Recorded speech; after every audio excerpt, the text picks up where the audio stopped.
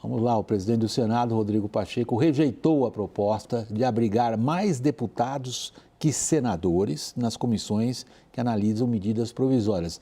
Esse impasse está parando tudo. A tal proporcionalidade era uma exigência do presidente da Câmara, Arthur Lira, para justamente não deixar tudo como está, ou seja, paralisada a tramitação de medidas no Congresso. Confira a reportagem de Tainá Farfan. Pacheco disse que alterar a paridade nas comissões é uma proposta desequilibrada e que dificilmente a iniciativa terá respaldo no Senado. Então, o que propõe a Câmara é uma exceção nas comissões mistas de medida provisória, que é uma exceção que, a princípio, encontra dificuldades em relação não só à realidade praticada até aqui, mas também à força do regimento interno do comum. A possibilidade foi apresentada pelo presidente da Câmara, Arthur Lira, como condicionante para resolver o impasse entre as casas legislativas. Os dois presidentes se reuniram na residência oficial do Senado para discutir uma saída em torno do rito das medidas provisórias. Segundo o líder do governo, Randolfo Rodrigues, o Senado tende a aceitar outra mudança proposta por Lira, que é estabelecer prazos para análise e votação das MPs. De acordo com ele, medidas provisórias cuja aprovação o governo considera prioritárias, como a que garante recursos para o Bolsa Família, tramitarão no rito normal das comissões. As outras matérias devem ser reencaminhadas pelo Executivo como projetos de lei com urgência. Outra proposta de Lira previa que comissões mistas poderiam devolver MPs ao governo.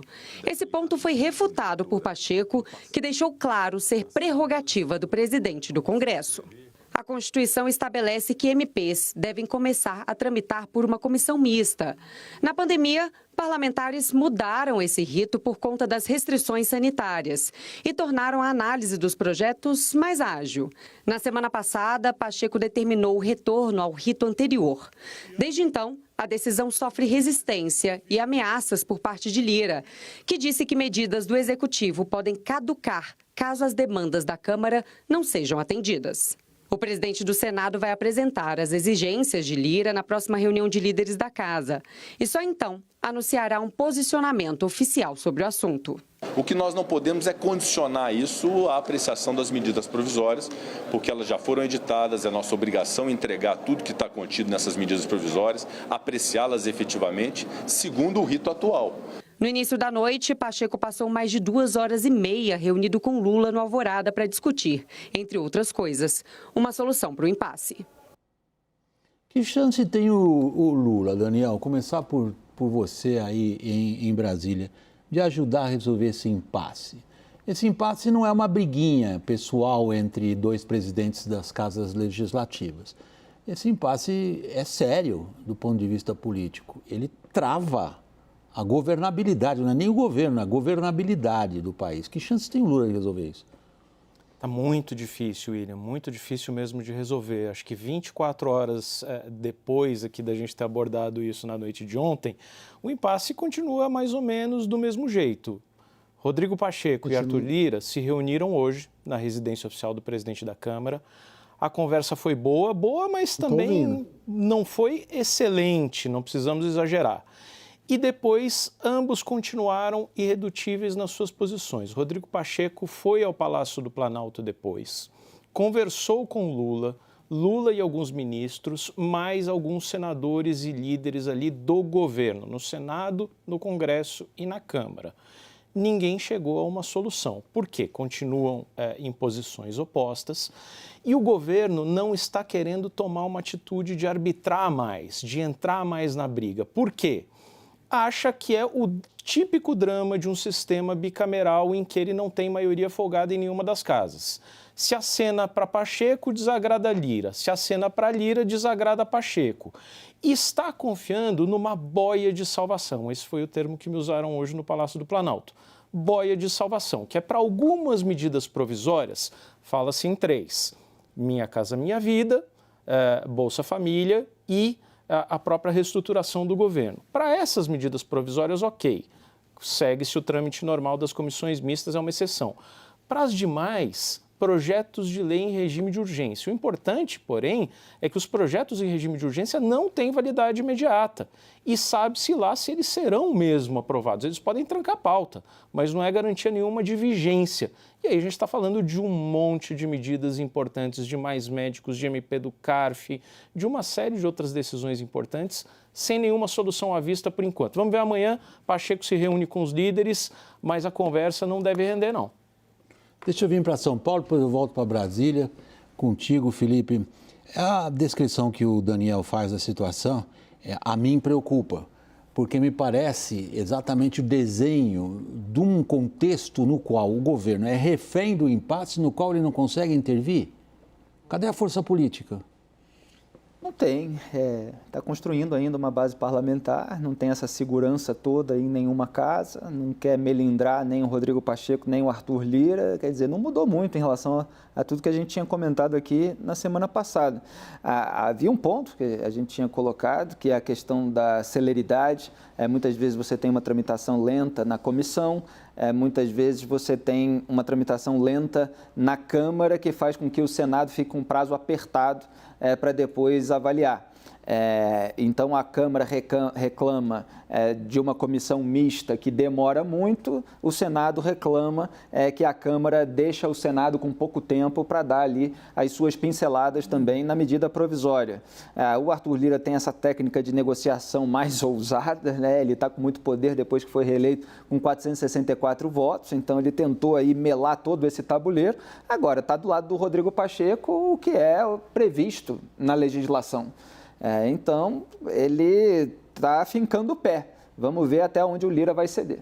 Vamos ver nossa enviada especial ao fabuloso mundo do poder em Brasília.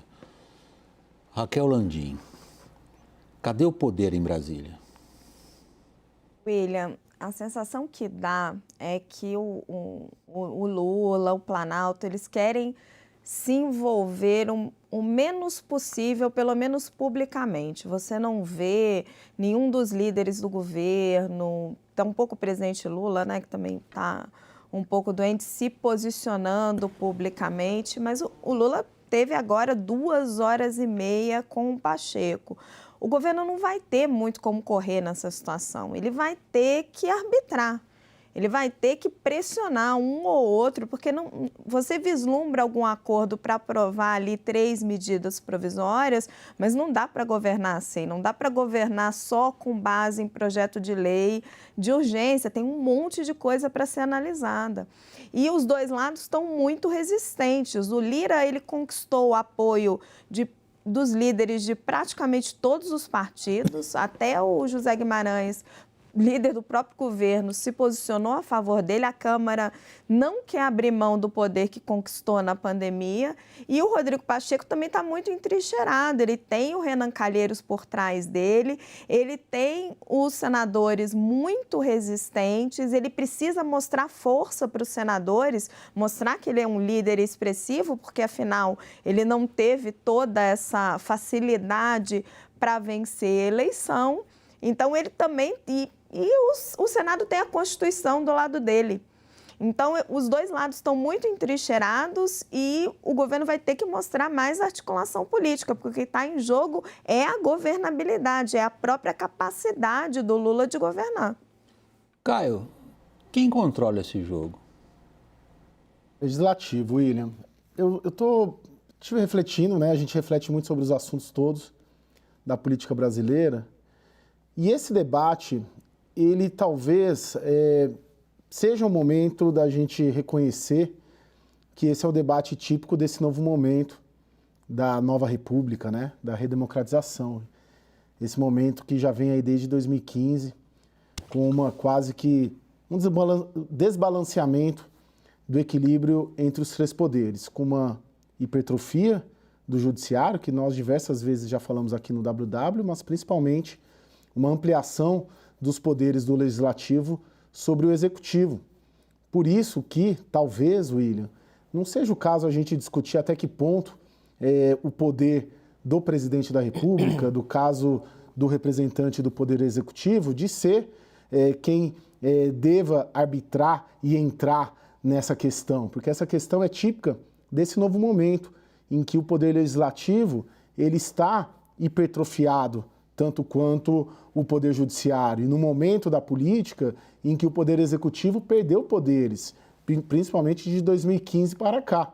E o Lula tem reconhecido isso, ele reconheceu primeiro lá atrás, quando aceitou, cedeu a uma recandidatura do Arthur Lira à presidência da Câmara, falou não vou mexer com isso, porque reconheceu uma Câmara mais forte do que a Câmara de quando ele chegou ao poder em 2003, e agora também. Ele não tem muito o que fazer no conteúdo nem pensar. Se ele chegar e fizer alguma sugestão na forma, talvez tentar arbitrar uma reunião, um encontro, mas é um caso clássico, talvez, desse novo momento, em que o poder em Brasília esteja muito mais concentrado no poder legislativo do que no poder executivo. Daniel, é muito interessante e é uma provocação muito boa essa que o Caio acaba de fazer. O que ele está dizendo a nós é abandonem a ideia de que o presidente da República, o chefe do executivo, tenha qualquer condição de interferir no que um outro poder que se tornou muito mais poderoso considera que sejam suas questões mais relevantes. O que o Caio está chamando a atenção, nossa atenção, é dizer o seguinte: reconhecemos aqui uma nova realidade. Ela, de fato, é inédita na política brasileira nessa proporção. O que isso significa, particularmente, para o PT? Para o PT, William, não saberia te dizer. Eu me arriscaria a dar uma resposta sobre o que isso significa para o Lula. Isso significa, para o Lula, uma insatisfação e um nervosismo muito grande sobre a forma de governar. Não à toa a gente vê o presidente hoje muitas vezes nervoso e ansioso por realizar e executar, e às vezes as palavras e os discursos atropelam os próprios atos do governo. Por quê? Acho que em parte por causa disso que o Caio mencionou. Governar hoje não é a mesma coisa de governar 15, 20 anos atrás. O Lula volta e se depara com Banco Central independente, com agências reguladoras mais fortes, com uma lei das estatais que ele não pode nomear quem quiser, com um legislativo hipertrofiado.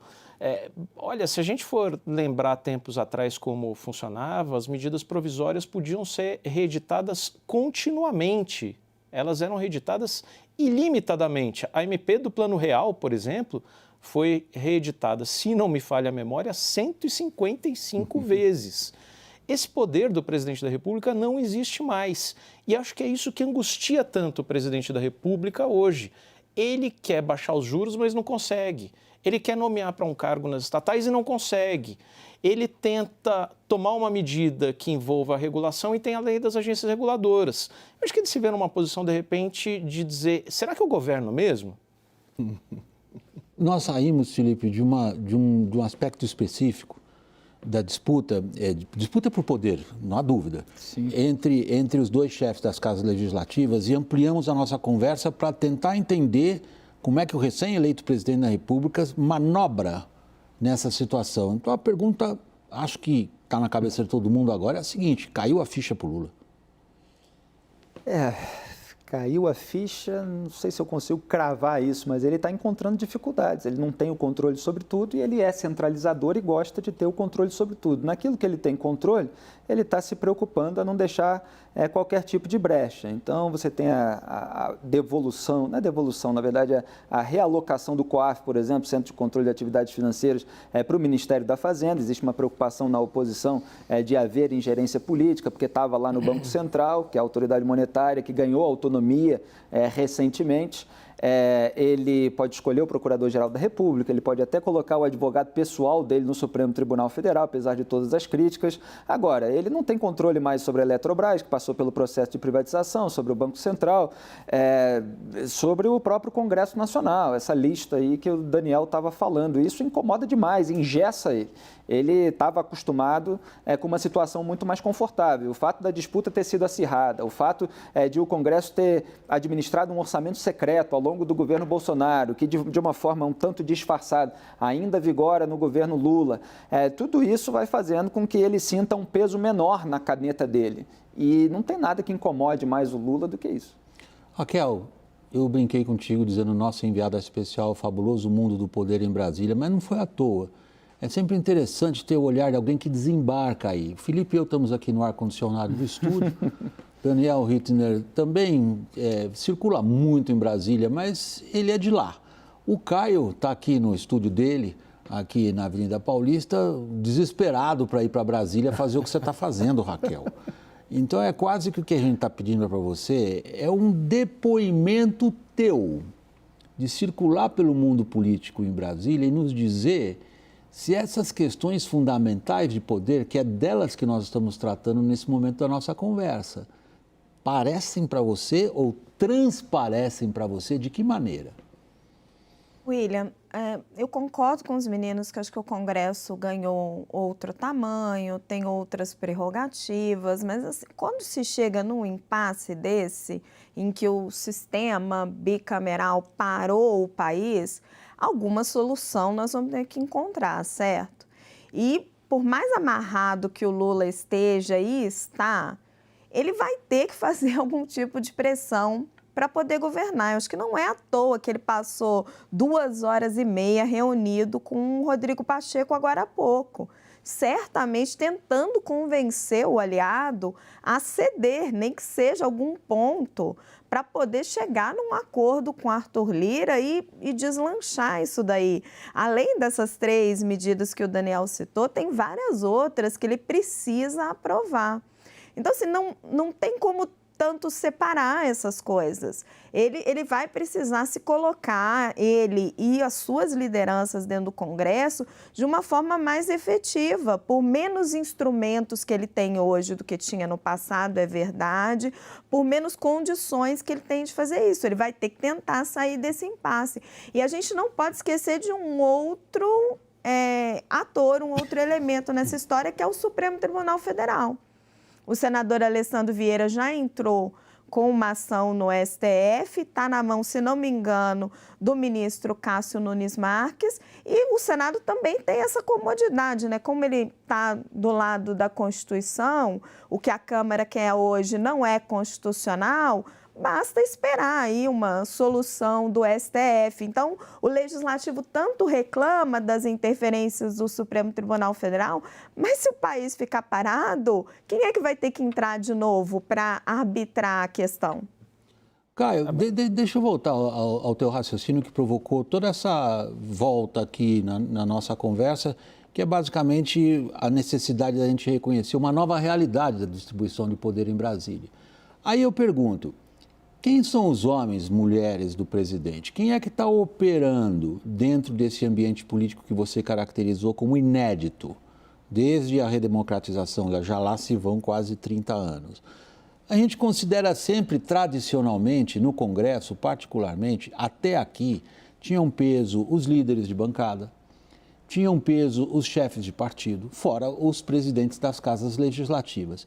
E tinham peso, sobretudo, aqueles operadores políticos que, a partir do Palácio do Planalto, tratavam de ver como resolver questões como esse impasse, que, do ponto de vista do governo, é muito prejudicial.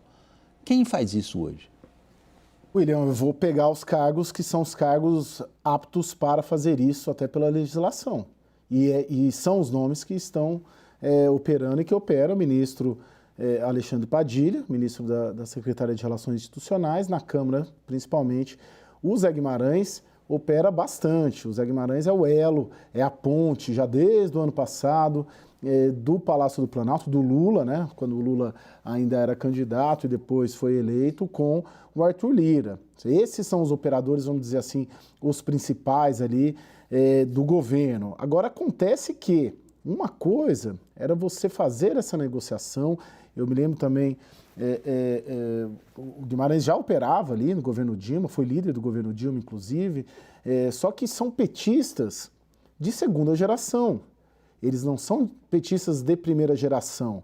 Não que isso os torna inferiores aos petistas de primeira geração, que mandavam e demandavam no Palácio do Planalto em 2003, 2004, no primeiro e segundo mandato do Lula, que eram muito tarimbados, ajudaram a construir o partido e tinham ali um talento ali para essa execução política. Eu vou dizer ali, eu vou pegar desde o ministro da Justiça, que daí não era petista, mas era o Márcio Tomás Bastos, reconhecidamente um craque, e aí os outros também que cresceram com o Lula e tinham até a capacidade de chegar e confrontar o Lula quando algum caminho estava errado. Estou falando do Zé Dirceu, estou falando do Gushkin, estou falando do Palocci, estou falando, quem mais que tem ali? Tem o Berzoini. Então, assim, você tinha um time mais velho, mais experiente, mais experimentado. Hoje você tem um time, sim, experimentado. O Padilha já foi ministro nessa área, já foi ministro da Saúde, Zé Guimarães é um deputado de longa data. Agora, sim, não é a mesma coisa. E aí você tem esse cenário. O presidente da Câmara hoje, ele tem muito mais poder e consegue angariar uma base dele, independentemente quase de uma base aliada do Palácio do Planalto. Então, para esses times de segunda geração, que são mais inexperientes do que os que o Lula tinha há 20 anos, já parte ali de uma dificuldade. E aí tem uma dificuldade adicional que você enfrenta superpresidentes de legislativo, que têm as suas próprias bases, mais independentes de uma base a ser montada pelo Palácio do Planalto. Aí o processo político fica muito mais complicado para o Poder Executivo num cenário, num contexto como esse. Daniel me pedindo a palavra, prossiga, Daniel. Acho que tem um ponto aqui, William, que não pode ser desconsiderado, que não está dando bom, que é a fulanização e a adjetivação ali dessa briga entre Pacheco e Lira. Pacheco não vai dizer isso publicamente, mas o grupo do Pacheco chama tudo o que o Lira faz de antidemocrático e imperialista, no sentido de que ele não estaria cumprindo a Constituição, né? Ao determinar ali que tem que ser tudo por comissão mista, quer determinar um critério de proporcionalidade, deputado valendo mais do que senador. Aí vem o grupo do Lira e diz, olha, o Pacheco está errado, ele está tomando medidas que são draconianas e unilateralistas. Ele decidiu, por exemplo, numa sessão do Senado que tinha que ser desse jeito quando poderia ter convocado uma sessão do Congresso. O que eu quero dizer? Que quando você tem essa briga quase de adolescentes, ali um grupo acusando outro grupo ali com ofensas e com palavras pouco lisonjeiras, eu acho que isso está estabelecendo um diálogo mais franco, mais sincero. E acho que está aí uma oportunidade de ouro do Palácio do Planalto, do presidente e dos ministros sentarem com os dois e dizerem, olha, não dá para ter esse tipo de conversa nesse nível. Enquanto os dois trocarem esse tipo de acusação, aí não tem acordo mesmo. O pessoal em casa não está vendo, mas eu pelo telão acompanhando o dedo erguido da Raquel pedindo a palavra. Raquel, eu preciso ir para o break, preciso que você seja breve, tá? Peço desculpas. Queria só fazer uma provocação. Hoje quem estava feliz da vida era a oposição. Os senadores de oposição com os quais eu conversei falavam, a gente não precisa fazer nada, a gente não precisa votar contra, se organizar, debater as pautas. Eles simplesmente não conseguem se organizar, não conseguem votar nada.